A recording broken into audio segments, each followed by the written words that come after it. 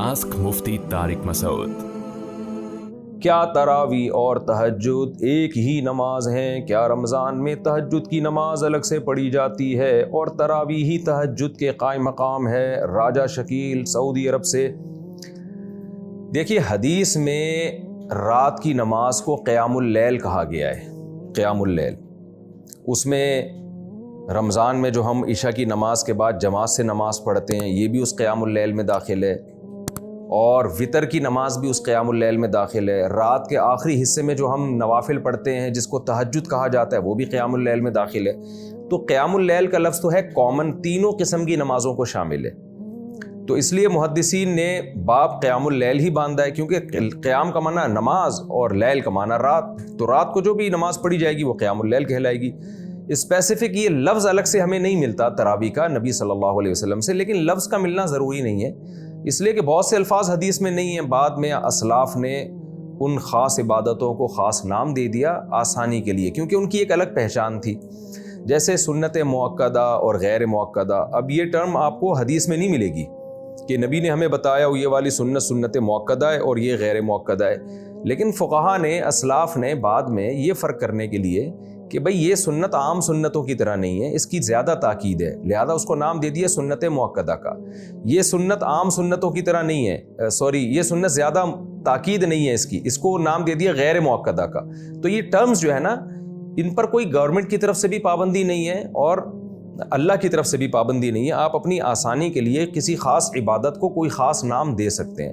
تو اسلاف نے نام دیے ہیں یہ، اور واجب کی اصطلاح خاص طور پر فقہائے حنفیہ نے ایک واجب کی ٹرم نکالی کہ بھئی کچھ عبادتیں ایسی ہیں جو ضروری ہیں مگر فرض کی طرح ضروری نہیں ہے، تو ان کو واجب کہہ دیا، اور جو دلیل قطعی سے ثابت تھی اس کو فرض کہہ دیا۔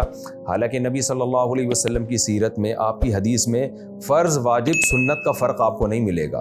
بعض چیزیں لازمی ہوتی ہیں لیکن حدیث میں اس کو سنت کہا گیا ہوتا ہے، اور بعض چیزیں لازمی نہیں ہوتی، حدیث میں اس کو فرض کہا گیا ہوتا ہے، اس لیے کہ مقرر ہے، بس وہ اس معنی میں اس کو فرض کہا گیا ہے۔ تو جتنی بھی فقہ کی اور حدیث کی اصطلاحات ہیں تو سب بعد میں ہی وضع کی گئی ہیں۔ تو اسی طرح سے جو وہ نماز جو رات کو عشاء کی نماز کے فوراً بعد پڑھی جاتی ہے، جماعت کے ساتھ پڑھی جاتی ہے، چونکہ اس کے الگ سے احکام ہیں۔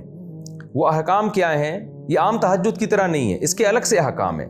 پہلی بات تو یہ کہ جو عام طور پہ تہجد پڑھی جاتی ہے وہ زیادہ افضل ہے رات کے آخری حصے میں، اور اس کا اصل ٹائم بھی رات کا آخری حصہ ہے، اور وہ عام طور پر نبی صلی اللہ علیہ وسلم 8 رکعتیں پڑھا کرتے تھے۔ وہ جماعت کے ساتھ نہیں ہوتی تھیں، وہ الگ سے ہوتی تھیں۔ کبھی 2-4 صحابی آپ کے ساتھ جماعت میں شریک ہو گئے تو ہو گئے، پراپر اعلان کر کے لوگوں کو مسجد میں اکٹھا نہیں کیا جاتا تھا، اور وہ رمضان میں بھی ہوتی تھی، غیر رمضان میں بھی ہوتی تھی۔ اس لیے اسلاف نے، یہ کوئی حنفی شافی کا مسئلہ نہیں ہے، ہمارے اسلاف نے اس نماز کو الگ سے تہجد کا نام یعنی دیا، اس کو تراویح کا نام نہیں دیا۔ اور یہ جو نماز تھی جس کے الگ احکام ہیں، جو صرف رمضان میں پڑھی جاتی ہے، عید کا چاند نظر آتے ہی آپ کے لیے اس کا پڑھنا ناجائز ہو جاتا ہے، عشاء کی نماز کے فوراً بعد پڑھی جاتی ہے، پراپر جماعت کرائی جاتی ہے، پبلک کو اکٹھا کیا جاتا ہے، ایک امام کے پیچھے پڑھتے ہیں۔